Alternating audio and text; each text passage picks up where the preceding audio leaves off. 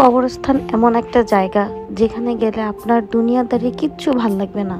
মনে হবে যে আমি কি করতেছি, কোথায় আসলাম, কেন আসলাম, কোথায় যাব, এত রাতে কেন আজিমপুর গেলাম, সবকিছু আজকের ভিডিওতে বলবো। আসসালামু আলাইকুম এভরিওয়ান, কেমন আছেন সবাই? আশা করছি সবাই অনেক বেশি ভালো আছেন। তো 2 দিন ধরে আমার মাথার মধ্যে শুধু ঘুরপাক খাচ্ছিল যে আমার কিছু একটা কেনা উচিত। তো যে বলা সেই কাজ, সেই উদ্দেশ্যে আমরা হাজব্যান্ড ওয়াইফ দুজনে বেরিয়ে গেলাম। তো প্রথমে আমরা গিয়েছিলাম হচ্ছে আজিমপুর। রবিবার ছিল, তাই রাস্তা অনেক বেশি জ্যাম ছিল।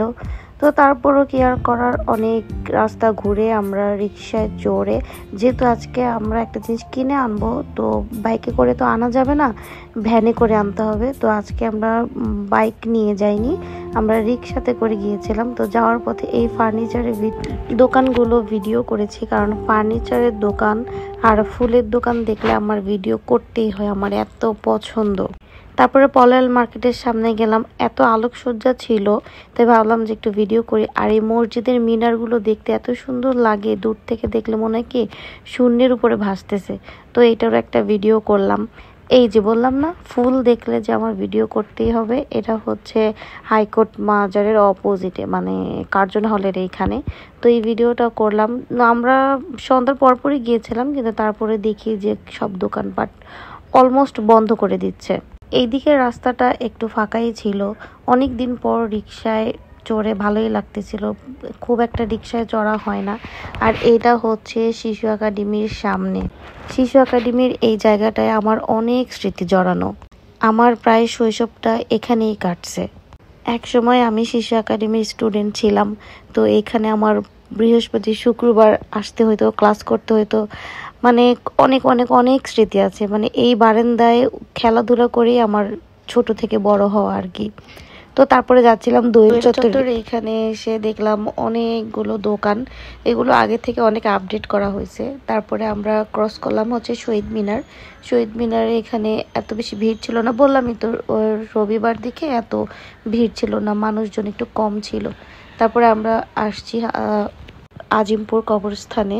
এখানে গেলে আপনার দুনিয়াদারি কিচ্ছু মাথায় আসবে না, শুধু মনে হবে যে আমি কোথা থেকে আসছি, কোথায় আমি চলে যাব, আমার ঠিকানা কি, মানে আপনি দুনিয়াদারি সব কিছু ভুলে যাবেন। তো আমরা গিয়েছিলাম মূলত আজকে আমার শাশুড়ি মায়ের কবরটা দেখতে। আর হাজব্যান্ড ওর মায়ের কবরটা জিয়ারত করলো। তারপরে আমরা সেখানে কিছুটা সময় কাটিয়ে ওখান থেকে চলে আসি হচ্ছে অ্যাকোরিয়ামের দোকানে, যেটা কাঁটাবনে। তো আমরা কাঁটাবনে আসার পরে অনেকগুলো দোকান দেখেছি, সবগুলোই সুন্দর। আসলে কিনতে গেলে সবগুলোই সুন্দর লাগে, বাসায় আসার পরে মনে হয় এটা না নিয়ে যদি ওইটা নিতাম তাহলে ভালো হতো। তো অনেক ঘোরাঘুরি করার পর আমরা ফাইনাল করলাম হচ্ছে এই বড়টা, এটা আমি নিয়েছি। আর হচ্ছে যে এরকমই একটা ছোট, মানে কাঠের ফ্রেমের যেটা, ওইটারই একটা ছোট। এটা নিয়ে আমরা যখন ফিরতেছিলাম, এটা হচ্ছে 3 নেতার মাজার, বললাম না এখানে যে আমার অনেক স্মৃতি আছে। তো এখান দিয়ে আসার পথে আমরা আবার টিএসসির সামনে থেকে ভুট্টা খেয়েছিলাম, পোড়া ভুট্টা। এটা ভালোই লাগে আমার কাছে, এটা যে একটা ঝাল দিয়ে দেয় না, ওই ঝালটা খুব ভালো লাগে। তো ভুট্টা খাওয়ার পর আমার হাজব্যান্ড আবার আমার হাতে ভুট্টা দিয়ে সে আবার দৌড়ে গেছিল একটু ভাজা পোড়া আনার জন্য। এই যে সেই ভাজা পোড়া। তো ভাজা পোড়া খেতে খেতে, ভুট্টা খেতে খেতে আমরা বাসায় চলে আসি। বাসায় আসার পরে এই যে রাত 3টা পর্যন্ত দুইজনে মিলে এইগুলো ডেকোরেশন করছি। এই হচ্ছে আমার ছোট অ্যাকোরিয়াম, আর এই হচ্ছে আমার বড় অ্যাকোরিয়ামটা। তো কেমন হয়েছে আমার অ্যাকোরিয়াম দুইটা, সবাই কমেন্ট করে জানাবেন। সবাই সুস্থ থাকবেন, ভালো থাকবেন, আল্লাহ হাফেজ।